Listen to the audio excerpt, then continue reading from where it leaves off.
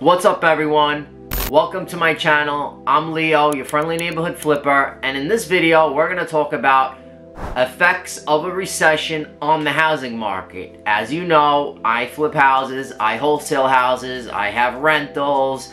You know the story. So I am going to share some experience from 2008 to now on what's going on. So a lot of people are talking about slowdowns and what recessions do and what's going on. So let me just go over a couple of things that's happening in the housing market right now. Number one, we have a supply shortage and the demand is very high, right? So you got a lot of people, they have cash on hand.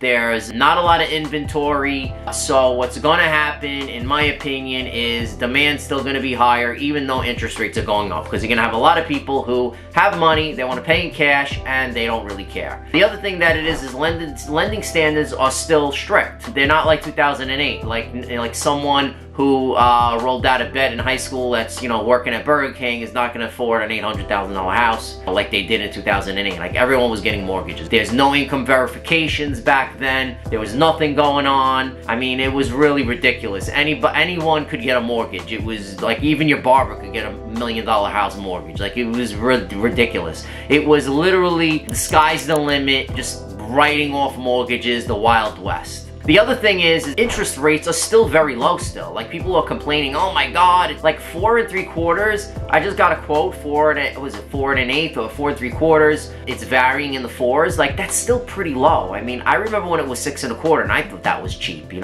So it's not gonna be 2.75. 2.75 is like free money basically. So, 4% is still pretty good. Even in the 6s is pretty good, like, believe it or not. So things can still work out well. What we also have is we have a construction slowdown and supply chain issues. We have a ton of backed up supply. You can't get lumber. I mean, there's even Infamil for infants, food for infants. That's backlogged. Now we're having a food shortage. So there's shortages all over the place. I mean, it will probably weed out a lot of people that want to first-time home buy, but the other thing is people with cash who want to buy and want to move, they still have that money to do so. What I think is going to happen is, I don't think there's going to be a crash. I really don't. Number one, you have that, again, I like to compare 1970 to 1980. You can compare that time frame and see that housing went up 3 times as much, which I still think it's going to go up and more than double, my opinion. And number two, just increase in interest rates. What will happen is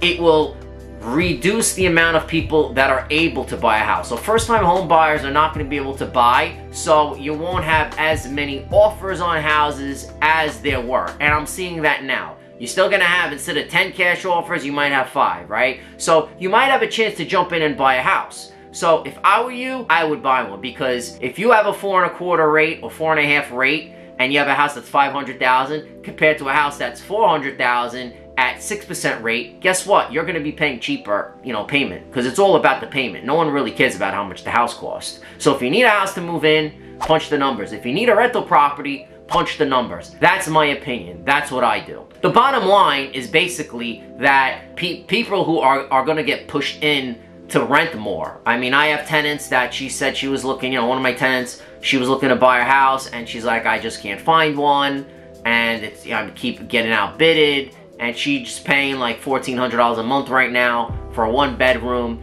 and I don't really raise her rental. She's a nice lady. I raise it once every like 2 years. I'm really good to my tenants, and to be honest, like, she's one of those people that are priced out. She's like, I can't overbid $50,000. I can't do that. That's not me. So you're gonna have more people renting, staying longer, not moving. The people with the money that are in a big house, like, let's say I'm in $1 million home and I wanna, I have like for myself, I have a 2.875 interest rate on my primary, which is ridiculously low, and it doesn't really pay for me to sell my house and go to another house. So I'll just go buy another house and I'll just rent my house out, right? So you got those people that just want to like kind of level up to a bigger house. They're not going to sell their house at a 2.875 interest rate, take on more debt, because it's not going to make any sense, and double their amount of overhead. A lot of people are just not going to do that. Like I said, I don't see it crashing. Some areas are softening, but New Jersey, New York, Florida, again, these are the migration states. I sound like a dead horse. I know you're beating a dead horse. Leo's talking about this migration. Yeah, I can't wait to get out of New Jersey. I just paid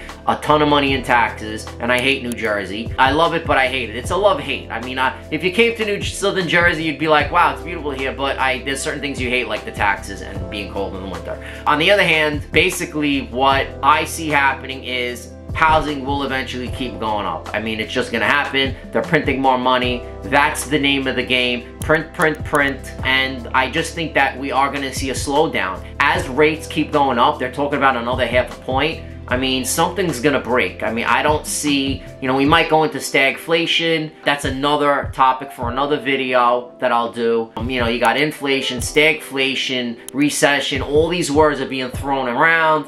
I'm gonna go into another video about that, but like I said, just sit tight, and my next video is gonna be about investing in a recession and what I think you should do. But in this video, what you should do with real estate is, if you need a house, again, it's about the payment. Again, I'm reiterating it, you need to try to find a place to move in if you have to. Otherwise, if you're one of those people that are waiting on the sidelines for the last 13 years, guess what? You missed the boat. I keep telling people, it's not about timing the market. It's about being in the game for a certain amount of time. You gotta look at it as a marathon. It's not a wealth, get rich quick situation. It's not crypto, you know, and everybody's losing their shirt now.